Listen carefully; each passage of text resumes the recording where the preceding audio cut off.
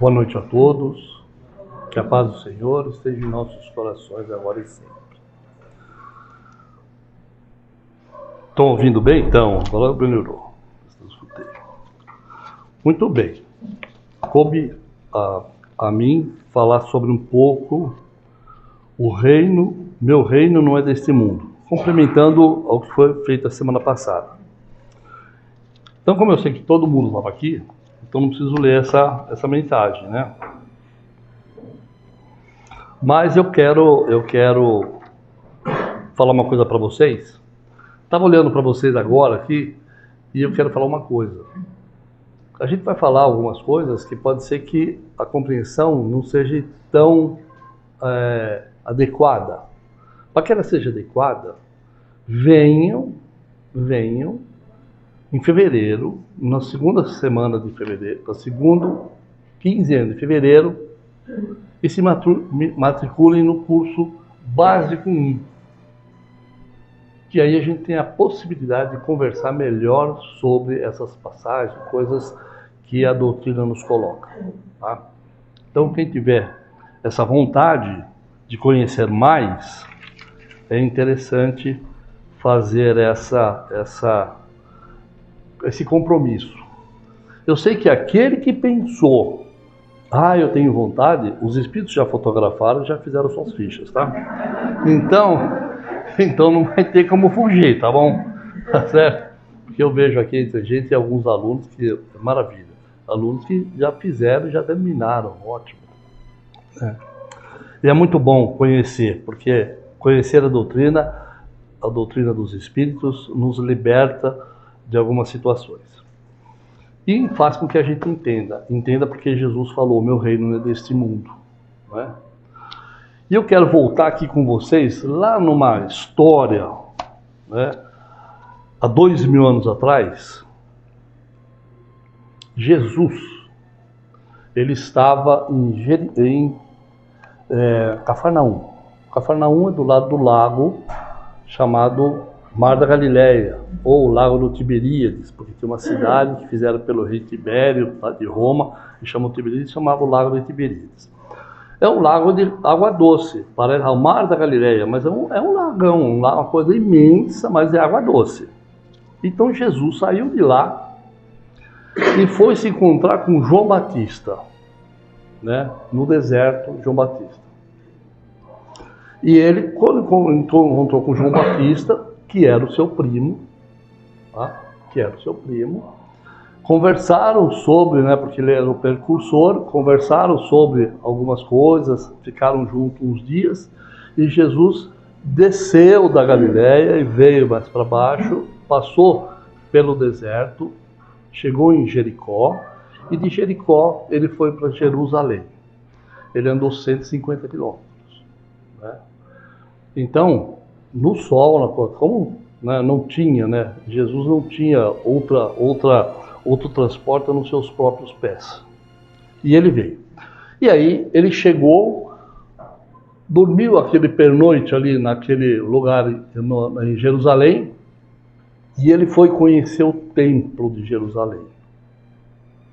Então, ele está olhando para o templo, né, e ele vê sair do templo, o templo de Jerusalém. Do lado do templo de Jerusalém tem uma torre chamada Torre Antônia, que é onde ficava Pilatos, era vamos dizer, o palácio de Pilatos. Ele estava colado ao templo. Então, porque o templo era o local do dinheiro, das coisas, tudo, ele ficava ali olhando, né? Porque depois ele mandava o dinheiro lá para Roma. Então, Pilatos estava ali do lado, né? E aí o pretório está ali, onde que essa parábola acontece, né? Que ele fala para Pilatos que o meu reino é deste mundo. E o Jesus estando ali olhando para o templo, sai os anciãos, sai os sacerdotes, né, com aquelas roupas, aquelas túnicas, aquelas coisas todas, e ele está sentado ali olhando, né, e alguns passam direto e outros olham para Jesus, e quem vem falar com Jesus é Hanã, um sumo sacerdote lá da época, não era o sumo sacerdote, mas era lá o vice, né? Ele foi lá ver com Jesus e ele fala, né, para Jesus, o que um galileu faz em Jerusalém. Por quê? Porque por causa do tipo de vestimenta, por causa da barba, por causa do cabelo partido no meio, comprido. Então, era um estilo lá da época, né, da Galileia. E ele pergunta, e ele fala essa resposta, né? Passo por Jerusalém buscando a fundação do reino de Deus, exclamou Cristo com nobreza. Aí ele fala, reino de Deus, reino de Deus, toma o sacerdote com acentuada ironia. O que pensas tu que é isso? Esse reino é a obra divina no coração do homem. Isso que Jesus fala. Esclareceu Jesus com grande serenidade. Então ele está colocando que o reino de Deus está no coração do homem. Isso Jesus tinha 30 anos, foi a primeira pregação. E Hanã vai ser o juiz, né, 3 anos depois, que vai falar sim, né, para a crucificação do Cristo. E aí tem toda uma conversa, né, está aqui nesse livrinho aqui, Boa Nova, é muito legal, né, do Humberto de Campos, e que ele fez uma pesquisa no plano espiritual e mostra os relatos que foram ditos na época, bonitinho, tá? E aí, essa conversa se estende um pouco mais, aí o Renan fica bravo, tal, dá uma gargalhada e vai embora em sentido Antônia, porque ele ia lá para a torre para falar com Pilatos. E Jesus ainda fica naquelas paragens mais aquele dia, depois ele vai embora. Ele volta a Cafarnaum. Ele anda mais 150 quilômetros e volta a Cafarnaum, aí buscando os seus discípulos. Aí ele vai até a margem, né, do mar da Galileia e encontra com Pedro e André. E aí ele fala do reino de Deus para eles, se eles queriam participar dessa nova empreitada. E aí, eu vou parar por aqui, deixei vocês já curiosos, né? Aí vocês vão lá e veem, né? Então, esse é o que chama a primeira pregação. Então, Jesus fala que o reino de Deus está em nosso coração. Então, faz parte da gente. A gente precisa buscar dentro da gente esse reino. Como é que eu busco? Fazendo as coisas que Jesus, nesses 3 anos, pregou. Falando e fazendo obras pelo amor. Jesus sempre fez as coisas em benefício do próximo, nunca em benefício desse. Por isso que ele falou, né? O mandamento, amai a Deus sobre todas as coisas, de todo o seu entendimento, com todo o seu coração. E ao próximo como a si mesmo. Aí está contido todo o Evangelho e os profetas. Essas duas frasezinhas, né? Não precisa falar o restante, só isso é. E isso era sabido pelos judeus, que fazia parte, né, lá de Moisés, né? Então, Jesus só veio o quê? Complementar esse processo e dizer que Deus mora dentro da gente. Mas eu preciso descobrir, eu preciso achar isso. De que forma que eu acho? De acordo com os meus procedimentos, de acordo com aquilo que eu estou fazendo, de acordo com aquilo que eu tenho noção do meu próximo. É interessante que a gente acha que o próximo é o mais próximo, né, de casa. Mas às vezes o mais próximo de casa é o próximo mais rebelde, né? Mas não está ali à toa. Por quê? Se eu estou num mundo de expiação e prova, chamado Terra, né, um mundo onde eu necessito passar por algumas situações para o meu entendimento e crescimento, então eu vou passar com as pessoas que são necessárias para que eu cresça. É interessante, às vezes a gente fala assim, eu preciso ter paciência. Cuidado quando não te pede a paciência. Deus, eu preciso ter tanta paciência. Ele vai passar para você tantas situações para que você tenha paciência que você vai perder a paciência. Por quê? ele não dá, ele põe as provas para você aprender. Então, eu tenho que aprender. E Jesus veio mostrar para a gente, nessa peregrinação dele, aquilo que você tem que fazer. E a doutrina dos Espíritos vem o quê? Complementando isso. Olha, a vida futura existe. A morte não existe. A morte é do organismo físico. Quem fala para vocês não é Pedro que tem um espírito. É o espírito Pedro que tem um corpo que utiliza nesse momento para falar com vocês na vida material. Porque se eu fosse espírito, como está cheio aqui, a gente não está entendendo. Eles estão falando com a gente, mas a gente não está vendo, não está entendendo.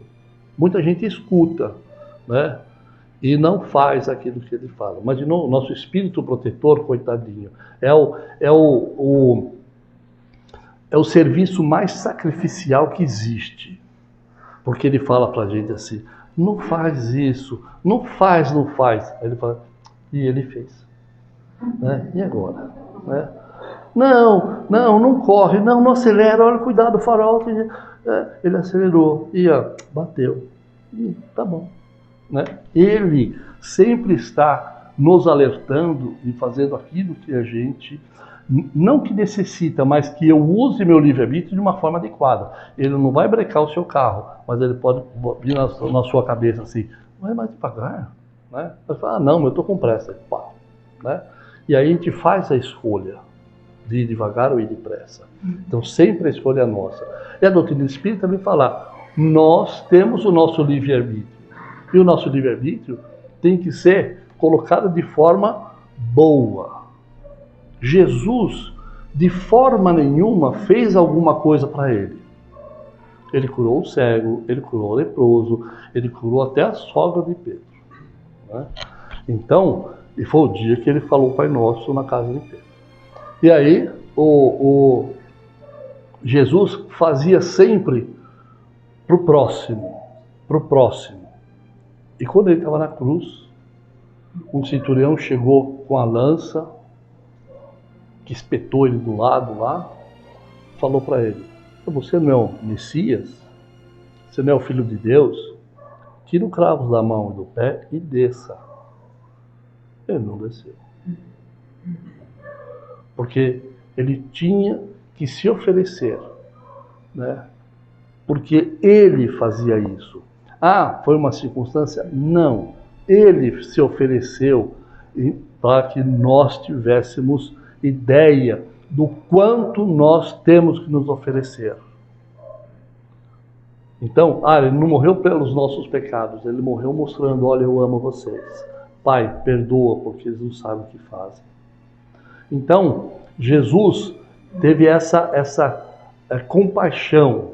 E o Espiritismo veio falar assim, olha, eu entro na casa espírita e tenho as minhas dificuldades. Claro, todo mundo vem para cá, né? Ou para conhecer, geralmente com as suas dificuldades, né?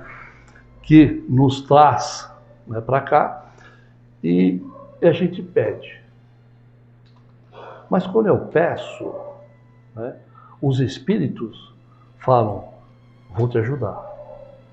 Ele vai tirar os obstáculos da nossa frente? Não. Mas tenho certeza que eles vão te dar a mão para que você supere esse obstáculo. É dessa forma que a gente aprende. Não é tirando o sofrimento. Não é tirando as vicissitudes e as coisas todas que acontecem conosco. Mas nós fizemos. E nós, no mundo de expiação e prova, fazemos um monte de situações que essas provas batem na gente pela má situação que a gente conhece. Aí eu estava pensando, mas que exemplo que eu vou dar? É fácil, né? A gente vai no shopping, acha uma coisa bonita, tira o cartão de crédito. O cartão de crédito é para você comprar aquilo que você não precisa com dinheiro que você não tem. Então você vai lá, compra. Aí você acha outra coisa legal, compra. Aí depois de um mês fala, meu Deus, como é que eu pago? Aí eu fico em aflição. Aí eu saio pedindo, eu saio não sei o que tem, eu começo a me descabelar. Por quê? Mas Foi Deus que colocou? Não, você mesmo fez a situação. Você podia olhar e falar, olha, agora não é o momento, vamos esperar mais um pouquinho, depois eu compro.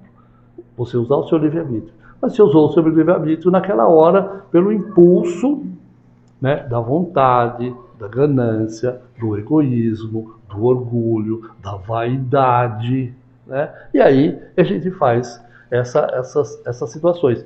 E depois a gente mesmo sofre com isso. Então, no mundo de expiação e prova, a expiação é aquilo que eu trago do passado, mas as provas é aquilo que eu faço na minha vida, né? Então, quando a gente chega na casa espírita, a gente pede para que os espíritos nos ajudem. E eles nos ajudam. E a gente precisa ter a consciência de melhorar as nossas atitudes. Quanto mais melhoramos as nossas atitudes do dia a dia, mais próximo do reino de Jesus a gente fica. E aí, tem uma frase que eu achei interessante, que é assim,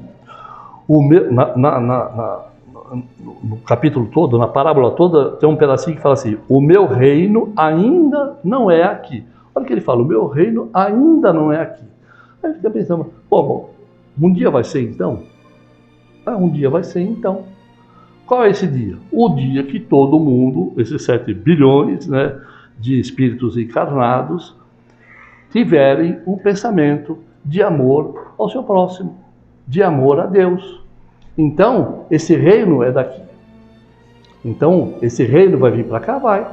Pode ser, o pessoal está falando aí, acho que vocês já escutaram, o planeta está mudando, tal. Bom, quem muda não é o planeta, quem muda é os habitantes do planeta, quem muda são os espíritos encarnados que modificam a sua postura mental e pensam de forma melhor, né? E aí, pensando de forma melhor, o planeta vai melhorando, né? A gente vai vendo as coisas todas de uma forma melhor. E aí esse reino passa a ser aqui. E para encerrar, isso corre demais, eu queria falar que no livro Boa Nova aqui, no último capítulo chama Maria. Então, Maria de Nazaré, mãe de Jesus, ela está em Éfeso, e que ele foi para lá, ele foi com João, que João falou, Jesus falou, né, essa tua mãe e esse é teu filho, e eles ficaram bastante tempo juntos, e no final ele ficou com ela. E aí, Maria está já no fim da sua vida, e aí ela tá sentada, e ela vê um vulto, né, chegando próximo. E ela percebe que aquilo é uma pessoa, ou aquele vulto de uma pessoa simpática, né? E de repente ela se joga nessa pessoa, abraça e pega as mãos e quer beijar. O diálogo é assim: sim, mãe, sou eu. Venho buscar-te, pois o meu pai quer que esteja no meu reino como rainha dos anjos. Então, essa é a conversa de Jesus com Maria, né, mãe, que ele veio buscar para viver no reino dele. E todos nós queremos viver nesse reino, mas depende de nós, depende do que fazemos com as nossas vidas, com o nosso livre-arbítrio, com a nossa vontade. Então, pensamos, né, para que nós possamos melhorar intimamente, porque Deus, o reino de Deus está em nós, e a gente precisa despertar esse reino em nós. Que a paz do Senhor esteja em nossos corações. Obrigado.